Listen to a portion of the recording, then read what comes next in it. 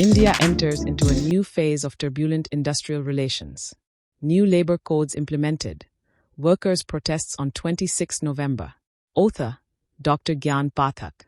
With unilateral announcement of implementation of the 4 controversial laobur codes by the Government of India on 21 November 2025, and the joint platform of the 10 central trade unions, CTUs, to intensify their protests already planned on 26 November against it, is a clear sign of new phase of turbulent industrial relations in the country. The government says it is pro-worker, while the CTUs allege it to be anti-worker and pro-corporate. Government of India silently announced implementation of the 4 controversial labor codes through social media and through a press release on Press Information Bureau website, calling it to be historic, but evading any even of fanfare, presumably out of fear of stiff immediate protest on the spot by the joint platform of CTUs.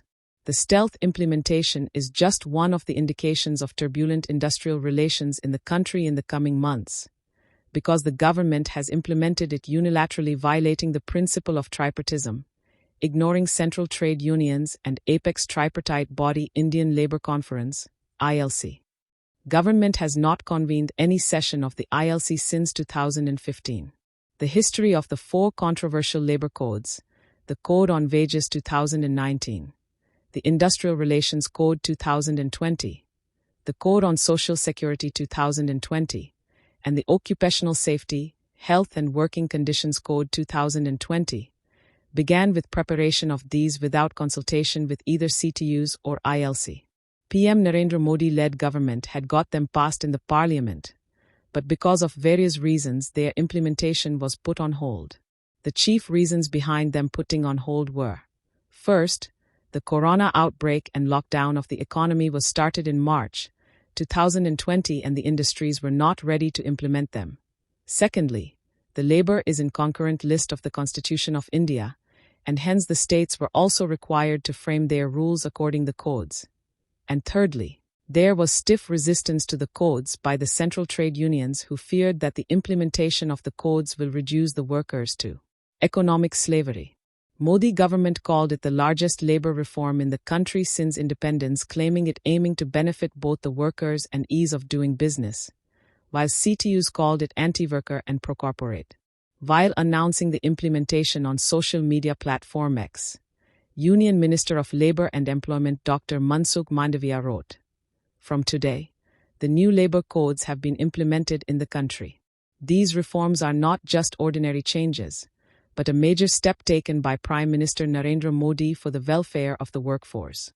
He also wrote, "These new labor reforms are an important steps towards a self-reliant India and will give new momentum to the goal of a developed India by 2047. His slogan in the post was, "Modi government's guarantee, dignity for every worker." The 4 labor codes were framed by subsuming 29 labor laws in the country, which were resisted by the CTUs right from the beginning, and they demanded their withdrawal. Even the RSS BJP-supported BMS has reservations on several provisions of the codes. Many protests were organized by the CTUs across the country since then, which included even several All India strike actions.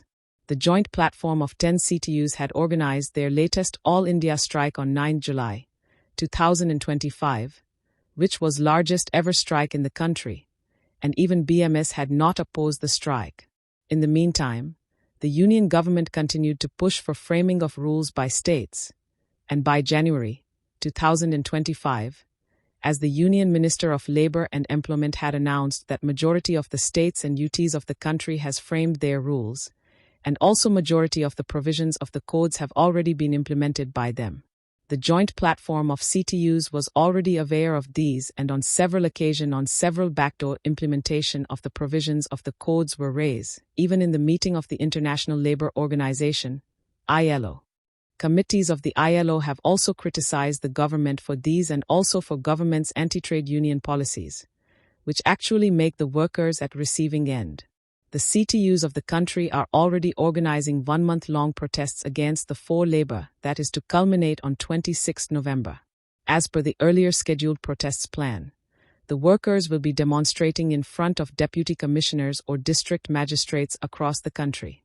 After the announcement of implementation of the labor codes, CTUs have said that they will intensify their protests on 26 November. CTUs were surprised having the information of implementation of the codes through social media posts and information published on government and media websites.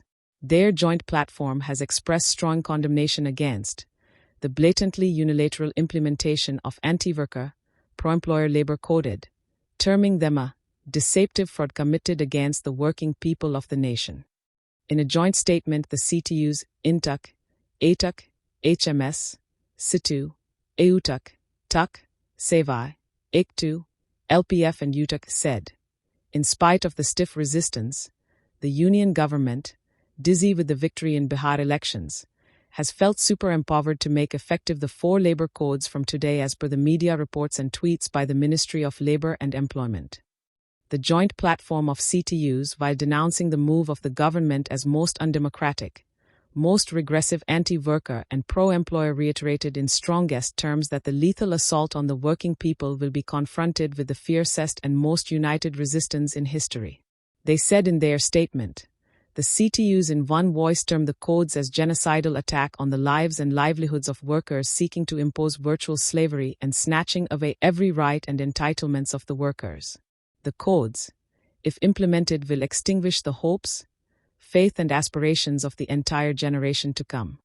Protests have already begun from today 24 November 2025 across the country and will culminate on 26 November with protest on every district headquarters in the country, and submit their demand letter to DC's DMs for immediate withdrawal of the 4 labor codes. CTUs will be planning bigger protests against the codes, and the country is sure to enter into a new phase of a turbulent industrial relations, which will have far-reaching implications.